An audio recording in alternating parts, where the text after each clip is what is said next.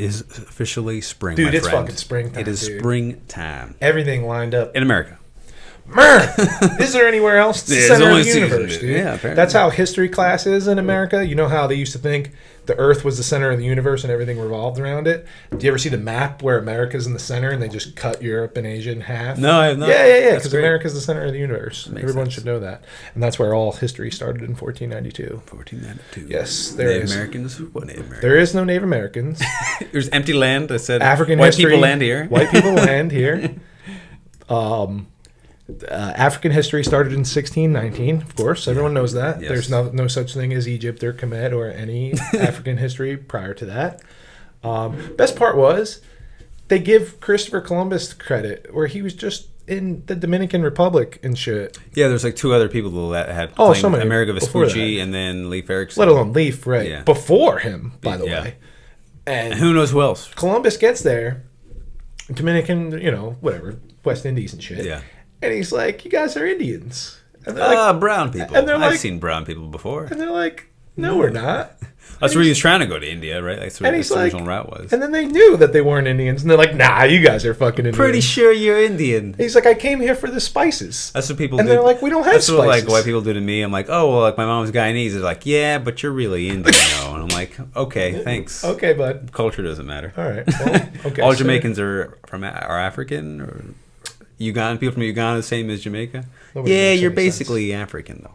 Nobody makes any sense. And he's like, "Yeah, you're Indian, so I'm here for the spice trade." Yeah. And they're like, "No, we don't have any spices." We're the, He's like, the- "But you got gold, though." Ah.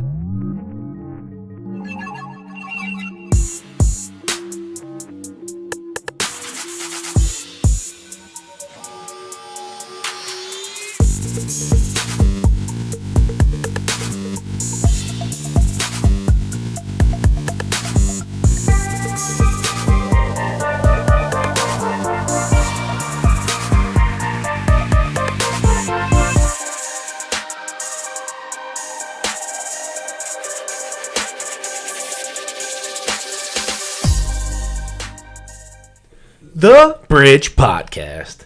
I'm Sean Nixon. Jonathan Matthew. How the hell are you today, man? It is officially spring, Dude, my it's friend. fucking springtime, It is dude. springtime. Everything lined up. In America.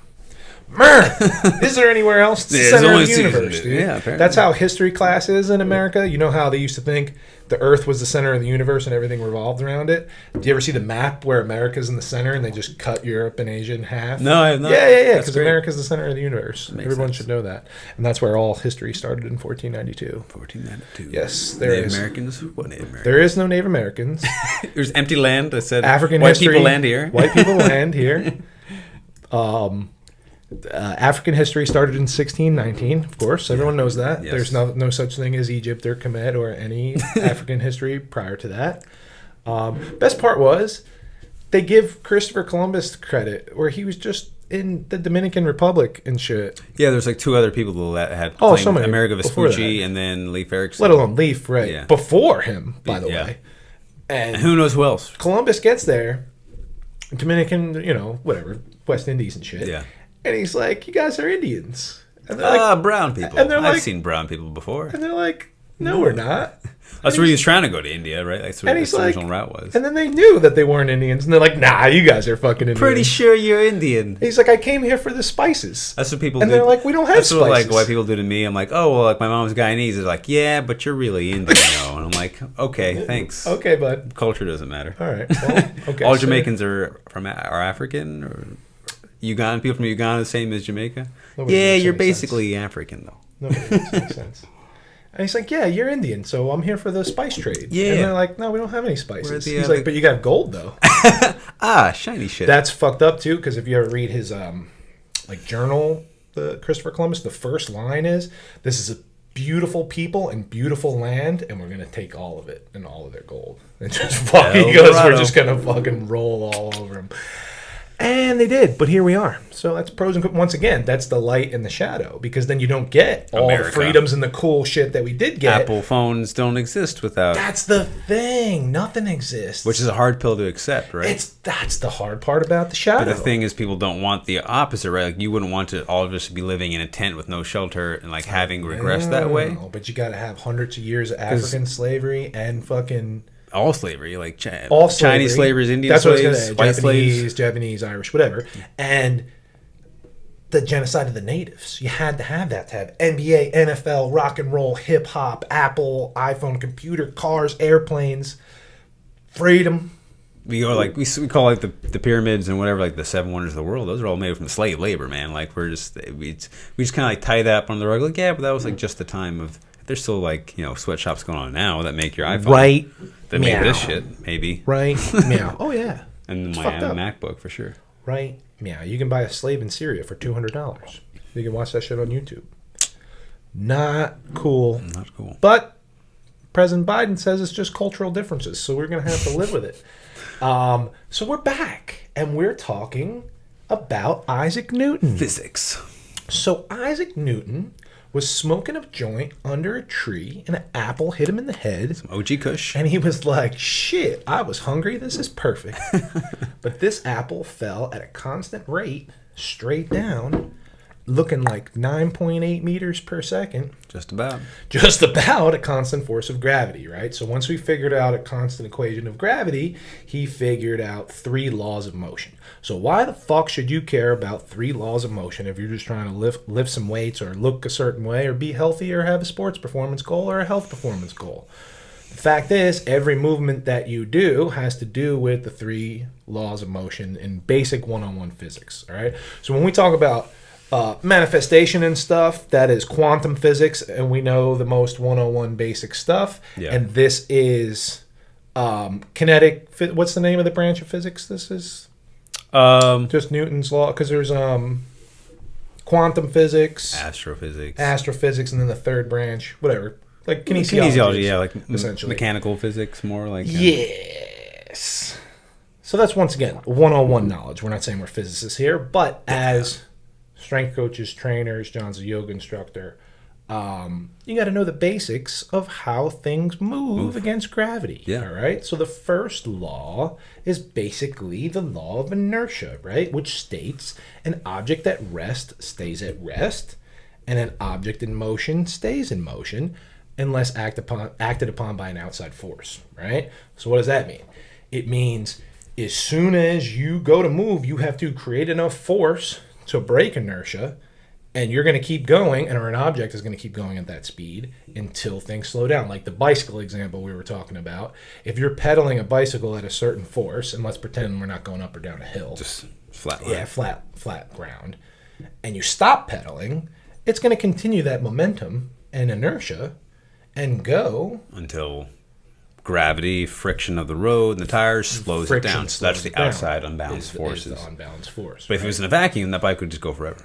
Right. If you're in outer space and you flick, oh yeah, it just goes constantly. this is forever. going to go right. Right. Well, until it gets sucked in by black holes, hits by an asteroid, right? Right. But those are all unbalanced forces. Exactly. Right. So how does this tie back to fitness? Right. That's why the first repetition is always the hardest, because you have to generate enough force to break inertia. Right. And we always talk about mobility, stability, technique, and strength as an order of operations that we're working under. And that's why technique and stability are so important, because it allows you to maintain a straight bar path, right? Which gives you consistent velocity and force throughout a lift, and you want to move stuff in a straight line. Usually, the shortest distance between 2 points is a straight line. And I say usually, and people think it's a joke, but not if it's a circle. Yes. So think about that one for a second. But if you're going from A to B, the shortest and most efficient path is a straight line. So most of the time, that's what you want to keep your bar, dumbbell, implement. Yeah. Bench press is a good example for this. It's the easiest example, right? Straight line feels better. Yeah, when we talked about in terms of stability, stability is the ability essentially to resist those outside forces, right? Because if those outside forces impact us, now we're not traveling in a straight line. Now we're not traveling at speed, which is really what we need to actually move the bar, move the weight, move that load. Perfect. So, yes, power is the ability to produce force and strength. And stability is the ability to resist force. So that's why you want to keep, like the bench press example, stable shoulders so they're not wobbling all over the place. Because since gravity is constant, if you move everything in a straight line, the sum force is 0. Therefore, you can keep everything going until you get tired, because you're not producing the same amount of force. Yep. So technique and stability, super, super important. When you get shaky and tired, it feels harder. When you do a pause rep, it feels harder. It's not because the weight got heavier or lighter. It's because you stopped inertia, and now you have to produce more force to break inertia. Yeah, and even so, just like stopping the movement, but you can even say like when you lose tension on your muscle, that's the muscle itself going back from rest. Yes, entirely. So you have to re-engage that muscle. So not just the bar movement, but also the movement of the muscle itself. Great point. Is happening there. That's all going on. So that's the difference between a pause rep and bouncing the bench press off your chest or bouncing a squat in the hole. And both have their application. That's why I always like to separate like sports performance from hypertrophy or muscle building or powerlifting. They're two separate things. When it comes to sports stuff, you are going from A to B, producing as much force as possible in a safe manner, right? But for building muscle or strength or health goals, you are not going from A to B whatsoever. You are keeping constant tension on the targeted muscle, lengthening and shortening this motherfucker under control. Okay, that's the biggest thing I see, and the biggest thing I would talk about if I was to talk about pure training on this podcast would be like exercise is not going from A to B with a weight whatsoever. It's setting up, stabilizing, initiating with the working muscle that we're trying to target, and then keeping constant tension on that muscle while it goes through its full length, range of motion of lengthening and shortening. It's the journey, not the destination. Always is, right? So, it's the same thing like to talk about the first law of motion, like why you would sprint through first base in baseball and not just come to a complete stop, because you'd be running out of velocity to decelerate yourself. But you want to accelerate all the way through the base, and it's legal to run through because you're not going to slide into first and round yourself out. Or a difference between like a stop route in football. You got to break down and stop yourself, turn around, or that's why stop and go works so well. Because you're pretending to stop the momentum and inertia of the defender, and then you're accelerating past them. The difference there, like the one is you're creating the unbalanced force by stopping, and the other one just, like you said, running through. You're just letting gravity, wind resistance, all these factors be the outside resistance that slows you down. Or even like a simple example. Object in motion stays in motion unless it's acted upon by an outside force. You ever hit the JPEG in the metal when you're benching? Think, it feels like 1,000 pounds. It got hit by a whale on a boat. It got hit by a whale. Guess what? The bar didn't get any heavier. It just got acted upon by an outside force. That's a good one. So now you have to use more force in stability than velocity. Or you ever do, this is a good one, but like... if you're working with someone like a young kid doing a push-up. Plank on the ball or the push-up? They're doing a push-up, and they're going to push up, but then you start to put your hand in different directions, or an anti-rotation hold. It's very similar. Yes. But like if I'm pushing to the side of them in the push-up, now I'm not just focusing on now I have to stabilize laterally and push. Love it. So now you get a lot. So that's how you can use that to increase stability, right? By directing different forces and training how to resist unbalanced forces. First law. So Newton's second law of motion, right, is the force equation. So force equals mass times acceleration. What the hell does that mean? Why is it important? That is specifically important if you talk about like Louis Simmons' West Side Barbell Dynamic Effort Method. And I am looking for this force equation every single time I'm training somebody. When the bar speed slows down, that's when you know that the mass is enough. So speed is the velocity, and we'll break all this down. So once again, power is always the name of the game. That's force production. Right, and the mass is the load or the weight on the bar or how heavy the load of the implement is. But it'd be a kettlebell, dumbbell, whatever. Acceleration is change in velocity over change in time. So how fast you get from point A to point B? Exactly, how fast you get from point A to point B. So let's go with our bench press example. Anything less than 0.8 meters per second in bar velocity, right? In the acceleration of the bar. Anything less than that is fast. Anything more than that is a slow grinder. So that's what I'm looking for. If you keep it in a straight line and fast reps, we can go more weight because we're trying to produce more force. So we need more mass. As soon as it slows down, That's when technique could break. Everybody's like always worried about injury and stuff, but if your technique is good and you have a spotter, that's not a concern. The concern is grooving bad patterns and getting off of your speed, because I'm always looking for bar speed. Yeah. Right? So, like my example is, if you had a glass window 20 feet away and you had a baseball, a wiffle ball, or a shot put that are all the same size, relatively, which one would you use to break the window? Shot put. Depends on the wind. Shot like put, 100 mile per hour gust, shot put. if you put all the force you can, it's just going to go loop. Yeah. Wiffle ball, you put all the force you can, you're going to blow your arm out, and it's going to go whoosh. Yeah. But a baseball, even though the same size, has the perfect amount of mass for you to produce a perfect amount of force to create enough acceleration to break the window. So that's what I'm looking for when I'm looking for weight on the bar. When I'm training somebody, is it's got to move not only technique, obviously technique. Mm-hmm. So the three things I'm looking for is technique, which is the form, keeping it in a straight line, having the proper stabilizers, whatever.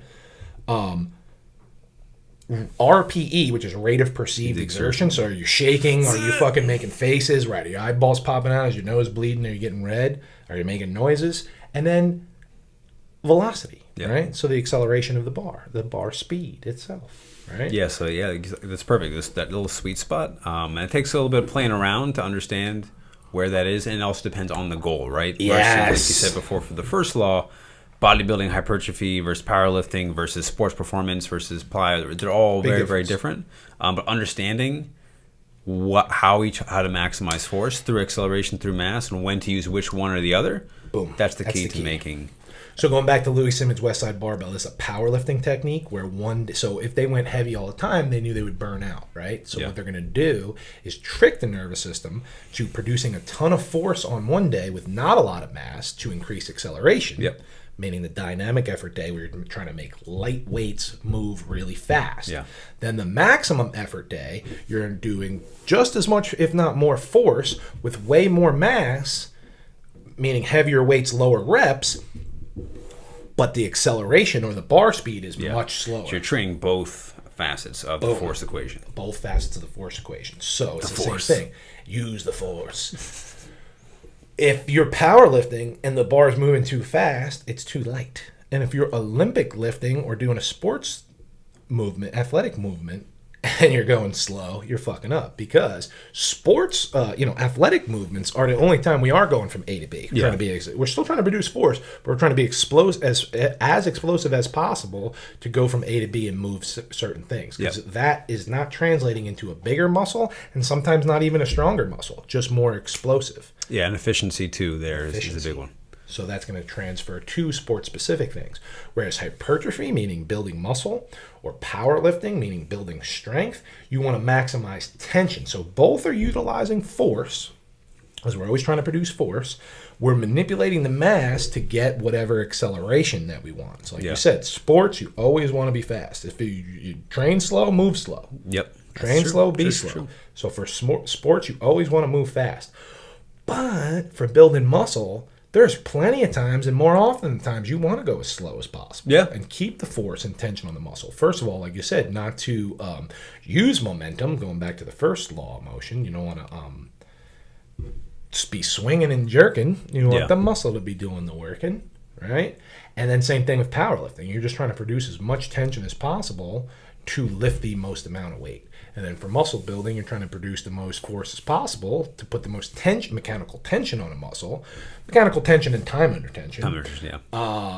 To stimulate muscle growth and break down fibers so that you can eat and rest and come back with a bigger, stronger muscle.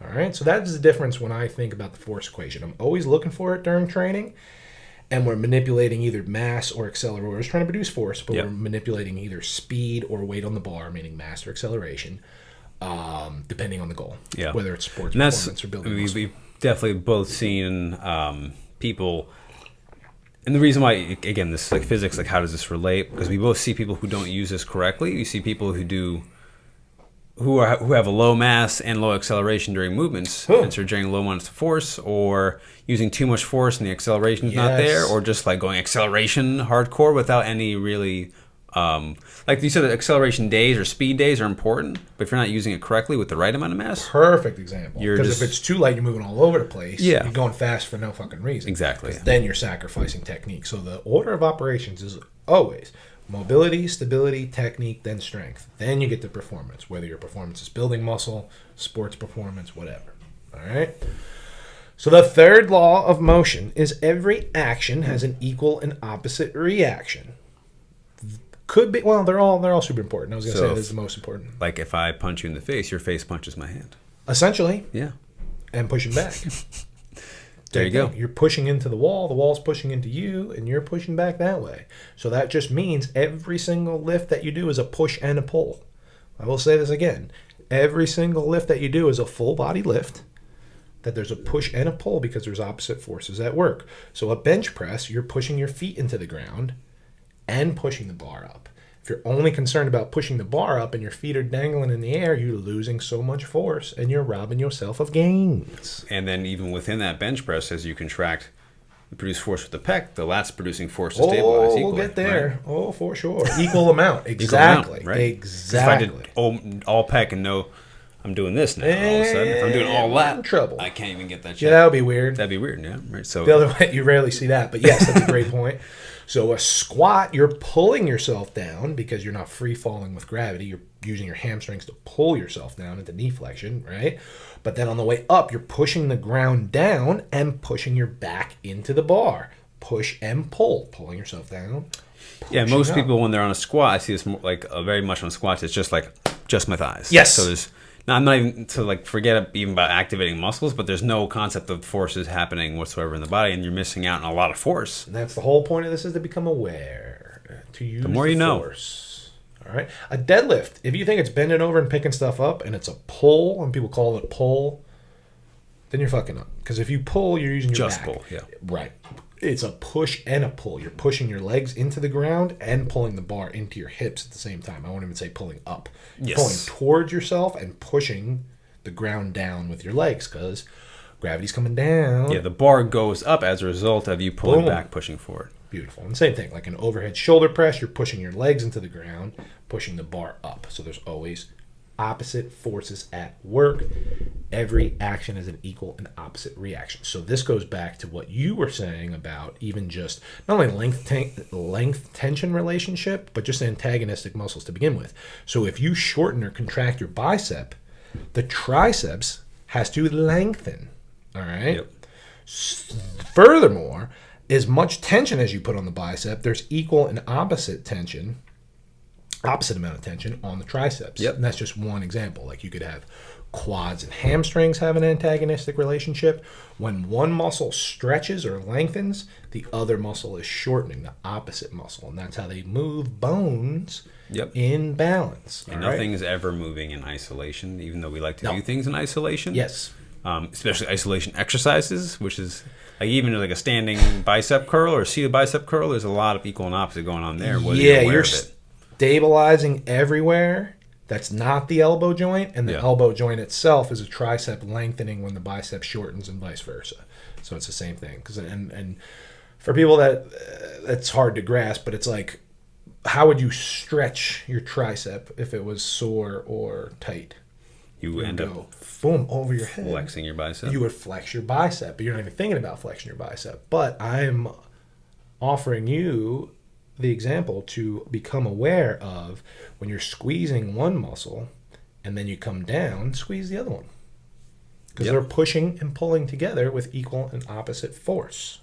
All right? So biceps curl, just as an example, because it's easy elbow joint, squeezing the biceps at the top, squeezing the triceps at the bottom. So now the biceps is fully lengthened. And now you're also maintaining tension throughout the whole lift, on the working rather muscle. Than just relaxing dropping and relaxing it down. Yep. I'm glad you said that. Big difference between using momentum to swing the fucking thing up and then letting gravity pull the thing down. Now you've done absolutely nothing. Yep. But if you stabilize the shoulder, stabilize from the feet into the ground, squeezing the butt, squeezing the abs, squeezing the shoulder blade down, and then we're only moving at the elbow joint, stabilize everything, initiate with the working muscle, squeeze the biceps, and then as we're lowering it under control, we're squeezing the triceps.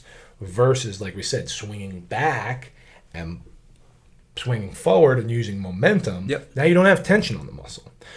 The only way you can get away with that is like if we're doing like athletic movements, like you said, like a box jump or a push press or something like that. We're just trying to go through it. So if you're a fucking CrossFitian or just training for sports only and you don't care about muscle growth, go nuts. Still, like you said, technique is still important, but just produce as much force as you possibly can. That's what. So every single lift is a push and a pull. So that awareness will put so many pounds on your lifts.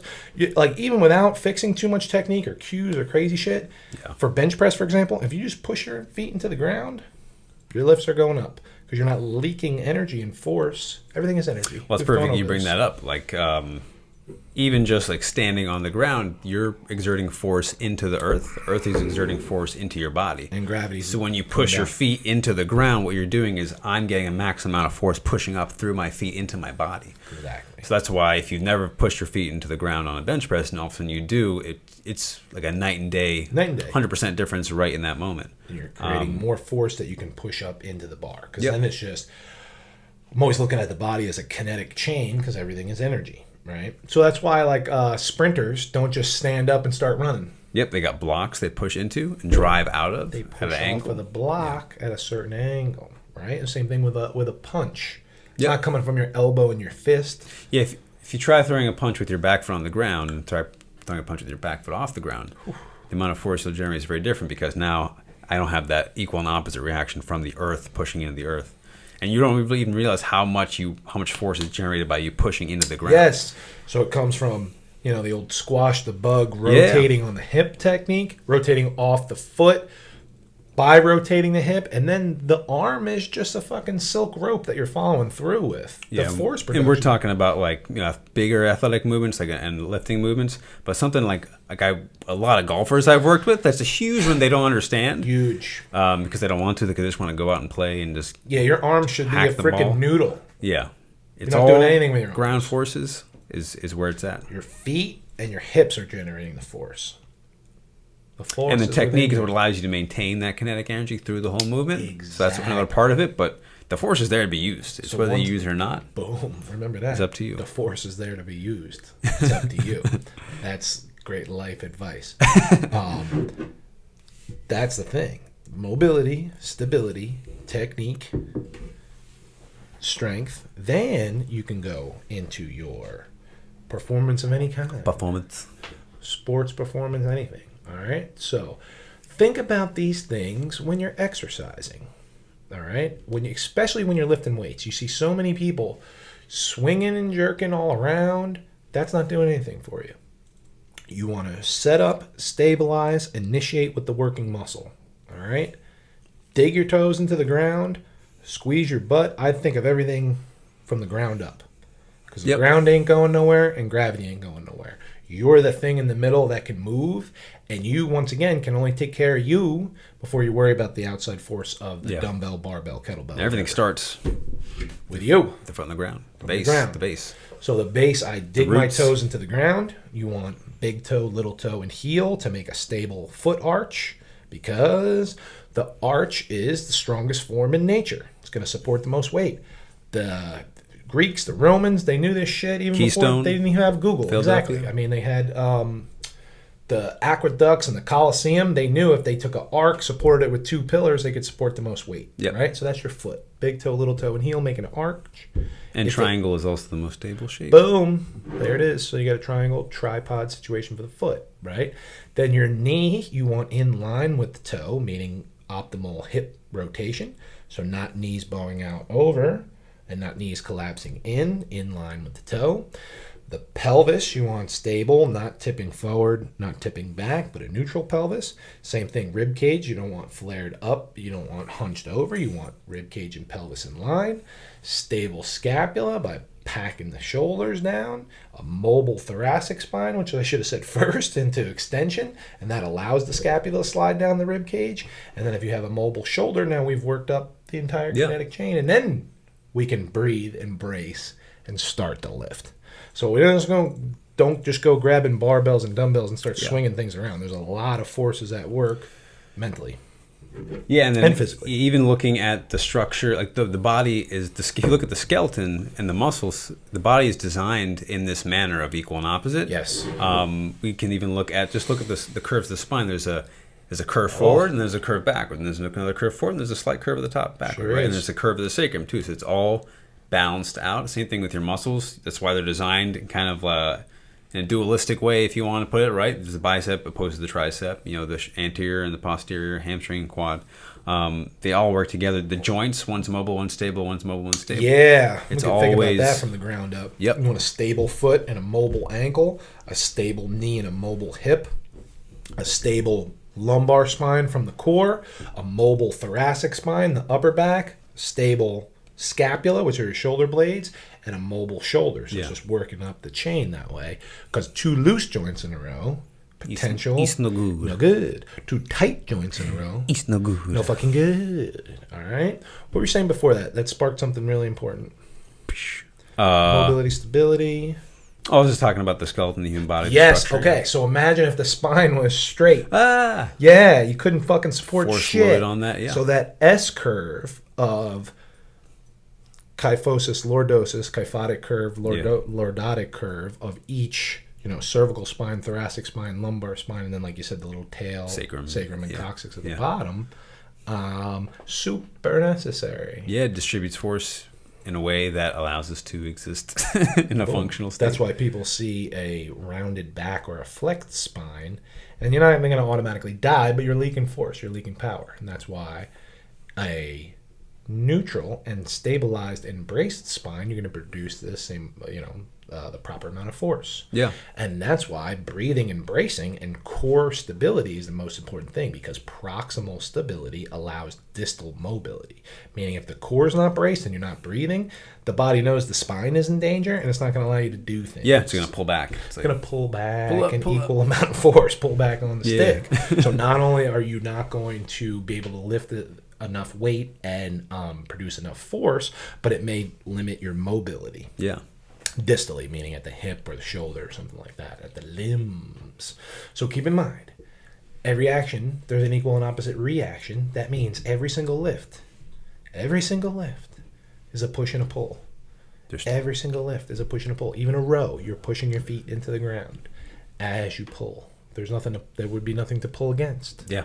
Couldn't do a row in midair, now could you? Yeah, try jumping in a vacuum, right? Like if you're in space, if you're floating in space, how do you jump? So that's perfect. You've seen the astronauts work out in space. Yeah. They can't use free weights because gravity is not constant. Yeah, the weight doesn't mean anything. Weight doesn't mean shit. Yeah. So that's why mass don't mean nothing out there, right? Because you weigh, technically you would weigh less. That's what you're stepping on a scale is just your relationship to gravity. Yeah. On the moon, you don't weigh the same. Yeah, very, very different. So like given that's perfect too, to tie people in. Like understanding physics, again, like why do I need to know this for fitness and health and stuff like that? It's like if you do, you can blast away a lot of nonsense concepts of like weight being this idea in and of itself. It's really just, like you said, how you relate to gravity. Once you realize that, for one, you can stop obsessing about it, right? Yes. Because it's a relative thing. And once you understand the force, like you said, use F equals ma and all once you ingrain that into your process of programming and looking and observing yourself, changes the game and how you operate. You're no longer, again, going from point A to point B, which is what so many people do, and they don't see results because we're missing all these other things. But once you can program in that with that in mind, it'll just up your game, and it'll just up your awareness is the biggest thing, because awareness is the first step in creating change, right? First step to change, because if you have awareness and then acceptance and then integration, then you can have change, right? And that's the same with anything, and that's the same with physical, mental, emotional, or spiritual change. Because once you get strength in one layer of health, you get strength in all of them. And they all work together, and that's why ignoring one or the other is no good. It's no good. Because things... And you can't ignore it because everything's connected. That's damn right. You try to ignore it. You can try. You can run, but you can't hide. You can run for a while. Can't hide from the truth. And you can't hide from gravity. And you can't hide from your emotions. So speaking of emotions. Emotion. Yes, emotion is energy in motion. Say right? what? So Sir Isaac Newton, came up with these 3 laws quite a while ago, right? But we've come up with, and this isn't a completely original concept, but we're going to put our original spin on it, is Newton's laws of emotion. For Wednesday. And I won't spoil it what they're going to be, but point being is we're not just going to talk about physical stuff on this show because, well, like we just said, everything is connected. And everything relates to one another. So if you are not thinking about your mental thoughts, emotional feelings, and spiritual connection as equal and opposite forces and energy, you're going to be in trouble because energy, emotional energy, is stored within the body in different places. Yeah. So whether Isaac knew it or not, he was outlining a blueprint for everything. The physics of the mental, emotional, spiritual, and the physical. Big time. Yeah, he was only thinking physical with this branch of physics. But he was smart enough to know it applies. That it applies and everything is connected. Because, different parts of the body are going to store different things. We've all seen people with stomach pain all the time because they're guilty about something. You have a gut feeling or whatever. Lower back pain. Okay, so chest pain when you're heartbroken or whatever. Yeah. Lower back pain when you feel like the weight of the world is on your shoulders. Liver and midsection pain when you're angry all the time. Yeah. So many different pains. And then when you become aware of those things, you don't have to take aspirin and antibiotics and little poisonous Band-Aids. You can get to the root cause of things. The Band-Aid is a great example to oppose our concept of change. Well, it's not our concept, but I think it's the concept. Like awareness is the first step. Yes. Band-Aids are just covering the awareness, right? We're just eliminating the awareness of it. It's like, it's not there. Rather than, I'm aware of that it is there and the reason for it being there. Work through it, because a buried emotion, never dies. It becomes a zombie. It comes back to haunt you. It's a goddamn zombie. There's a lot of zombies out there. So you don't want to mute an emotion. You want to transmute transmutation. Let's say that again. You don't want to mute an emotion. You want to transmute an emotion. So that's the alchemy of every single emotion that you have. You need to take a deep breath and not shove it down. Don't blurt it out either. Become aware of it, accept it, integrate it so it doesn't get stored in your body and work through it. All right? So that energy, if not dealt with, and changed into positive energy. So like my anger, move it. Exactly. Because the emotion is energy in motion, right? So anytime I feel anger now, I try to alchemize that into creative force. You know what I mean? Like if you feel sad, you were saying like when you feel sad, you try to take it and instead of being like depressed sad, you have it transmute into like a melancholy, like I'm just going to ride this middle lane. Yeah, I think what I initially said is people, because some of the music I like some sad stuff, which a lot of people don't like because it makes me sad. I'm like, for me, that you think sadness is bad, but for me, I see sad as an expression of how much you love something, right? So it's both. It can be both at the same time, just how you perceive it. Yep. So I'm just moving that energy into a positive space. Yep.